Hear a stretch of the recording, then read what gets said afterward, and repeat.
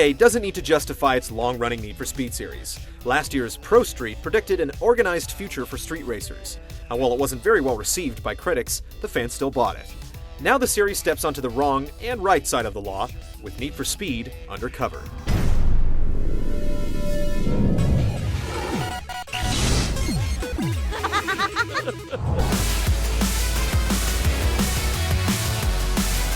Once you go under, you're on your own. That's one of Undercover's teasing taglines, but it doesn't really play out in the game's story. Assuming the role of a skilled wheelman, you're under the constant supervision of Inspector Chase Lynn as you attempt to bust a smuggling operation in the fictitious Tri-Cities Bay Area. Your job is to drive. My job is to get you in. Nothing more and nothing less. Brief live-action scenes punctuate the story's every turn, with the actors playing to the camera as if it's you. It certainly gets you personally into the plot as the main character, but the plot plays out like an unconvincing soap opera. If you haven't watched soap operas before, here's a hint. They're terrible. You and me, Beto. You and me.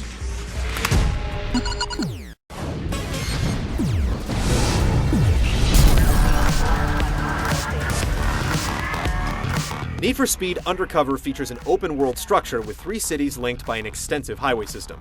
Between events, you can roam the map at will, but there aren't any benefits to exploration. No hidden items or events to discover, and no bonuses for finding shortcuts. When you do enter a race, side roads are often closed off with yellow concrete barriers. This keeps you on course, but it just doesn't make sense in an open-world game. With a tap of the control pad, you can either jump to the nearest event or open the GPS map to choose. More traditional races include point-to-point sprints, multi-lap circuits, and time-limited checkpoint races. Frantic highway battles and outruns challenge you to pull ahead of your opponent for a set distance or time. Or you can cause havoc by racking up damage in cost-to-state events, escaping the cops in high-speed chases, or smashing police cruisers. Perform well, and you'll get a job stealing cars for the local gangs, allowing you to advance your investigation. Online races support up to 8 players with a variety of sprint and circuit courses, and dominating over other humans is much more satisfying than smoking the AI. Online play also includes the new Cops and Robbers mode, splitting the group into teams with robbers running money to drop-off points and cops hunting them down. The balance is tilted in the robbers' favor, but each driver gets a chance to play both sides before the final score is tallied. Undercover's vehicle lineup plays to the exotic with unreleased cars such as the Nissan 370Z or sold standbys like the Porsche 911 GT2, and the mouth-watering Pagani Zonda. Players can tune cars to their preference, upgrade specific attributes, or buy quick upgrades for maximum benefit. On the visual side, there's a wide selection of aftermarket parts, vinyls, auto sculpting tools, and far too many rims to choose from. Yet the options aren't quite as robust as in Midnight Club LA. If you're too impatient to save in-game funds, a somewhat questionable option lets you transfer real money from your Xbox Live or PSN account into virtual dollars within the game.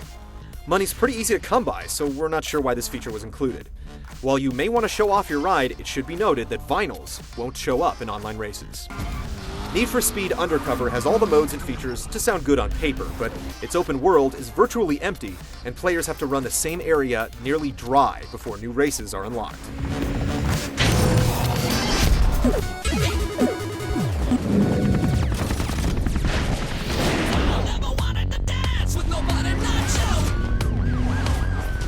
Need for Speed Undercover is painfully easy.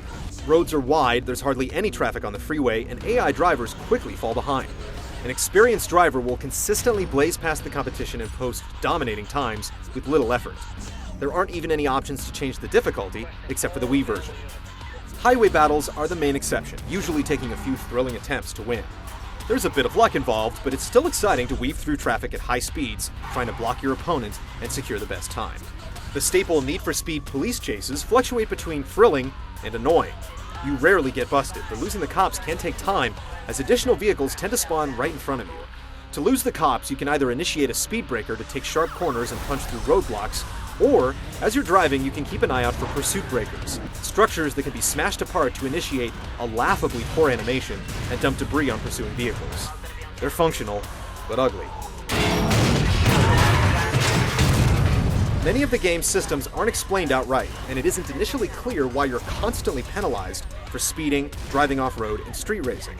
As it turns out, your illegal activities raise the heat on your car and cause the police to respond with more and more extreme measures until you ditch the ride for something new, essentially punishing you for hanging on to a favorite car. There's some challenge to be had in Undercover's police chases and alternate events, but for standard races, you basically just hold the win button.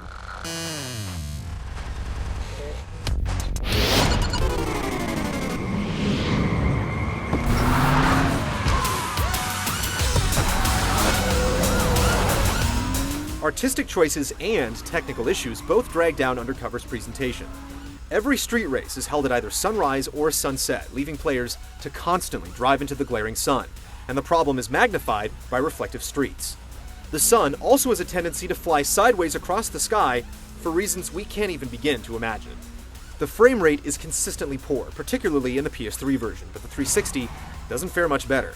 While the Wii version can't be compared directly, the graphics are likewise subpar, and it still includes its own shiny street effect.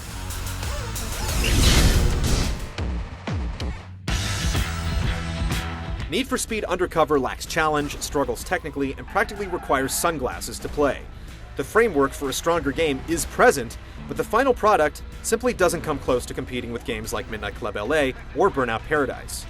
Don't blow your cover or your extra cash by picking this one up.